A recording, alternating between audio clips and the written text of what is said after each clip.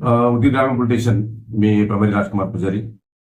अ, गुप्त बातमीदारामार्फत आम्हाला माहिती मिळाली होती की पहाटेच्या सुमारामध्ये एका पांढऱ्या रंगाच्या गाडीमध्ये उदगीरमधून अहमदपूरकडे जाणारं एक वाहन आहे आणि त्याच्यामध्ये गांजा अंमली पदार्थ जाण्याची शक्यता आहे. त्याप्रमाणे आम्ही आमच्या डीबी पथकाचे पोलीस उपनिरीक्षक बिसे, नाना शिंदे, चिवले यांना आम्ही पुढील कारवाई करण्यासाठी आदेश दिला. त्याप्रमाणे ते गेल्यानंतर पुन्हा गुप्त बातमीदारामार्फत आम्हाला कळालं की सदरचे वाहन जे आहे उदगीरमधून अहमदपूरकडे जात आहे आणि ते जवळपास लोणी मोड या ठिकाणी जात आहे. तर आम्ही त्या ठिकाणी नाकाबंदी लावली.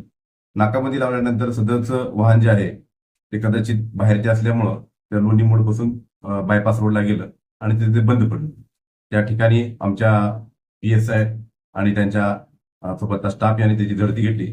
तर त्या आरोपींना विचारले असता त्यांनी सांगितले की त्यामध्ये एक पॅकेट आहे आणि ते पॅकेट हे गांजाचे पॅकेट आहे त्यांनी कळवलं. मग त्यानुसार आम्ही लगेच नायब तहसीलदार मॅडम विजयश्री भोसले मॅडम, त्याचबरोबर सरकारी पंच, वजन मापे असणारे इतर जी प्रक्रिया जी कायदेशीर आहे ती कायदेशीर प्रक्रिया पूर्ण केली आणि त्यामध्ये जाऊन आम्ही पाहिलं असता त्या ठिकाणी जवळपास 2 किलो वजनाचं गांजा असलेलं, ज्याला की शेंडा आहे, फुल आहे, असं असलेलं वाळलेला गांजा आम्हाला त्या ठिकाणी मिळून आला. ते आम्ही 2 पंचांसमक्ष जप्त केलं आणि आरोपी जो आहे याच्यामध्ये अमोल ज्ञानोबा गोरे हा जो आहे तो वडवळ नागनाथचा आहे, साकूर तालुक्यातला आहे, लातूर जिल्ह्यामधला. आणि दुसरी जी महिला त्या वाहनामध्ये सापडली आहे, पांढऱ्या रंगाची वाहन जे आहे हुंदाई कार कंपनीची, त्याच्यामध्ये श्रीमती वसंता नारायण जाधव हे आहेत आणि त्या कामारेड्डी तेलंगणाच्या आहेत. तर सदर गुन्ह्यामध्ये आमचा आणखी तपास चालू आहे.